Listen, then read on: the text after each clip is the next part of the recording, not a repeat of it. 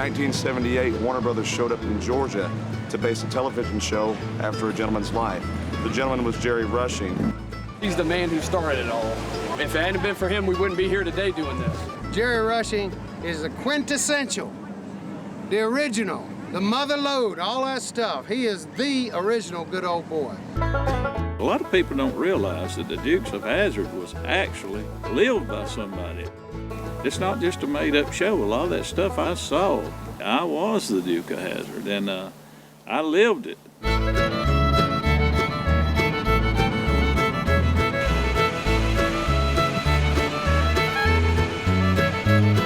I was a carpenter, I was a trapper, a fur dealer, but my main trade was I liked running whiskey.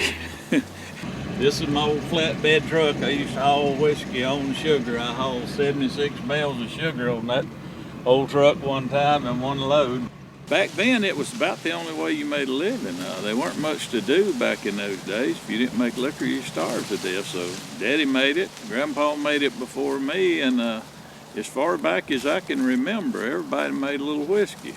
When you made whiskey, you hang this up, and this is the one Uncle Jesse used, the real Uncle Jesse. The strangest liquor through, you pour it through that hat, and that filters it. And they used an old felt hat, and this is it. The first whiskey I ever made in my life, right there's the hat it was filtered through. You wouldn't believe how much liquor's been filtered through that hat. It was really a family thing, and that's how the Dukes of Hazzard, all the characters came about in it. About everybody in that show was a character of somebody that we knew. The two brothers was basically me and my brother. We was a little bit rowdy when we grew up. My uncle, he had a beautiful daughter, and we rode Daisy's part after her, and Uncle Jesse's part after my uncle, and I had a old sidekick named Hogan. He was rode after Cooter's part, and that's the way it all started out. I met Guy Waldron through Bob Clark, and I had written this old song called Mama Had to Pay.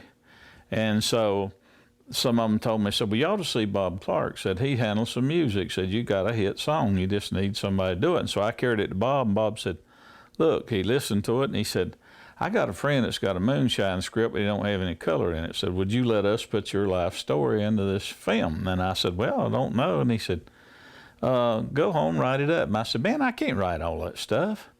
He said, well, put it on tape. And so I went home and talked to a tape recorder all night and carried it back to Bob.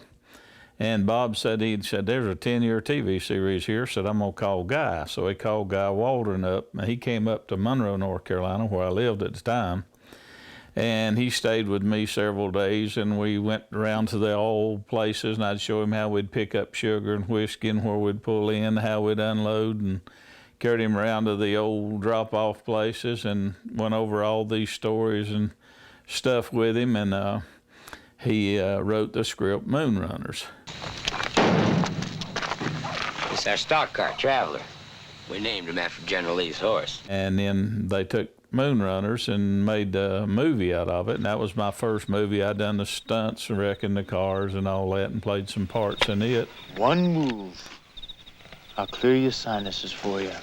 Then they took the tapes, and Guy kept the tapes, and then 10 years later, they took the tapes and wrote the Dukes of Hazzard off of it.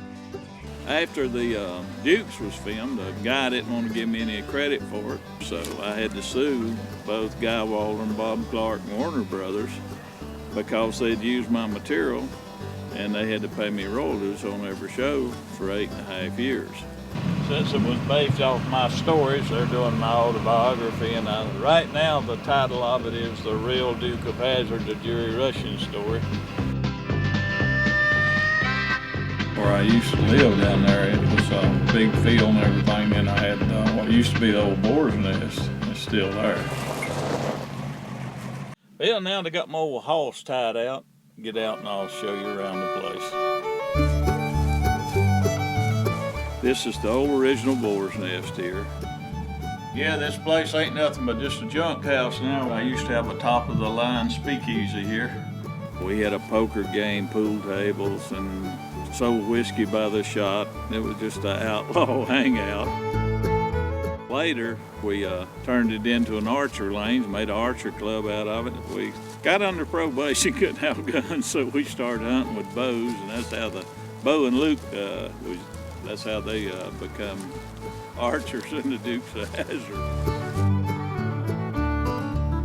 This was the little town of Sherwood, home of Robin Hood. We'd have old-timey gunfights out here in the street. We had our own jail. This was our own personal jail that we had to lock anybody up if they got out of order. Most everybody come out of order when they got here. There's where we had our old bandstand there, and we'd have square dance out here on the street. And Randy Travis used to come out here before he started singing. When it was Randy Trawick and his daddy, we rode horses together and everything.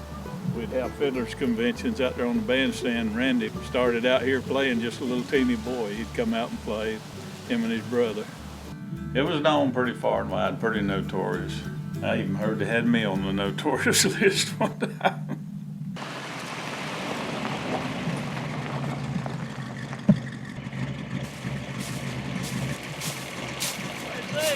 Hey, Jared, didn't know it was you. Didn't recognize that call. That's because I thought I'd put this one back on the road and haul a little bit. It's pretty hot, so you'll do okay. Didn't quite recognize you. Thought I'd had to hit somebody. You ready to load up? Yeah, let's load her up. I got some good-looking women waiting on each end of the line and some in the middle. The first load of liquor I drove, I was probably around 12-year-old. Daddy sent me out to haul a load of whiskey. I was just a punk kid, but I knew right then I liked that. Well, shucks, when I was 12, 13-year-old, I could outrun any of the law down in here with a car. I was a pretty expert driver at a young age. This car here is the actual old car that I hauled whiskey on. It was a Chrysler 300, and the Chrysler was the fastest thing on the road. I used to name all of my old bootleg cars. I named that white Chrysler Traveler after General Lee's horse. General Lee had one of the fastest horses, and it was just so fast I thought it ought to have a name like that. But on the Dukes, they called their car the General Lee. And I always said that Traveler was General Lee's daddy. I bought the old Traveler from auction that one of my friends got busted with a load of whiskey and they confiscated it. And so they auctioned it off and I bought it back and put it back on the road and drove it. Lord, I drove it 125,000 miles and only spent $1.25 on it. And kind of hate to talk about how I lost it because it's bad when you have to abandon your horse and run. But we'll go that far to say we had to abandon Traveler and run one night. Boy, I can tell you some times about this old car. We pulled into places and gunshots rang out and bullets flying off top, going through the upholstery and everywhere else. Was really exciting. We went through pasture fences. Went through the hallway of a barn one time, run over some machinery in there and out the back, through the barbed wire fence, hit cornfields, just go straight across the cornfield and just keep on trucking. The constabulary, I mean the cops, I mean the police, I mean the revenuers have never seen nothing but the taillights of the Traveler. Are you kidding? I could catch the Traveler if I could get Boss Hog out of the back seat. The Chrysler 300 is one of the best products ever put on the market. In the 60s, they were the top of the line bootleg car. We used to take the back seats out of these things and stack the whole whiskey all the way up to the back windows here and put a blanket over it, you know, just cover it up with a blanket or something, spread it over our quilt, and then we'd put a few cases in the seat beside of us and some down the other side of the floorboard, and we'd weight it down pretty good. Yeah, you could put a bunch of whiskey up in this thing, and it would handle just like a dream.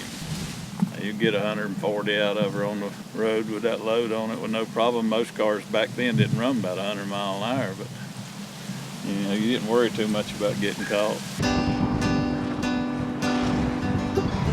How many times were you chased in this car?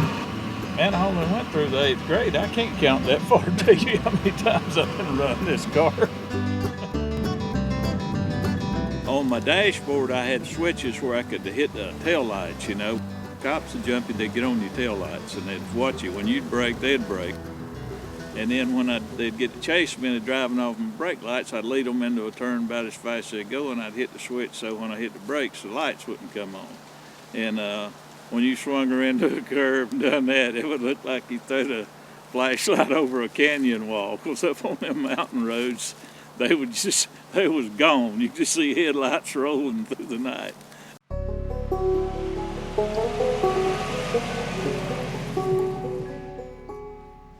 Slippery roads, dangerous curves. Drive a load if you got the nerve. Mountain man with nerves of steel. Steady hand on the wheel.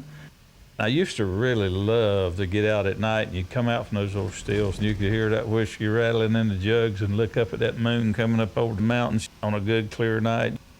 And that's when I could write my songs, when I'd ride along. I'd have to get in a vehicle and ride along, or get in my old truck or something, go down the road and stop and ride a line and ride another one.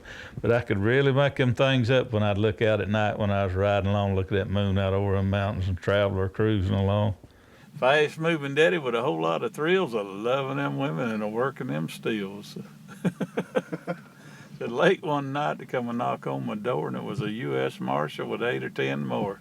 I knew this was the end of my good luck when they put the cuffs on me and they confiscated my truck.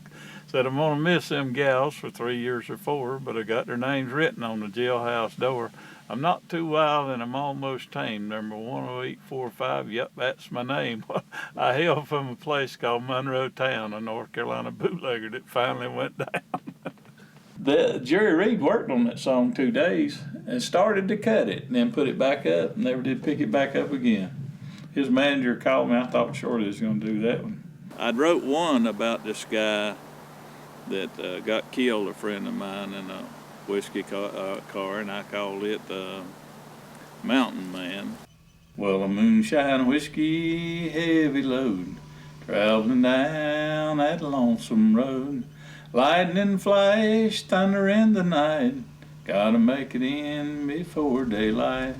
'Cause a good woman waited at the end of the line. The mountain man never made it on time. Sirens cry, heard the crash in the night. Mountain man lost his life.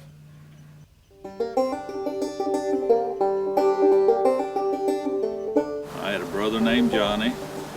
Johnny's not with us anymore. And we should have been dead a lot of times. I've been through car crashes over and over. I broke my neck in race cars. Used to do some fast riding. These old cars don't look like it now, but it's kind of a shame this whole thing's sitting here rusting away, ain't it? And what was it originally? 49 Ford Coupe.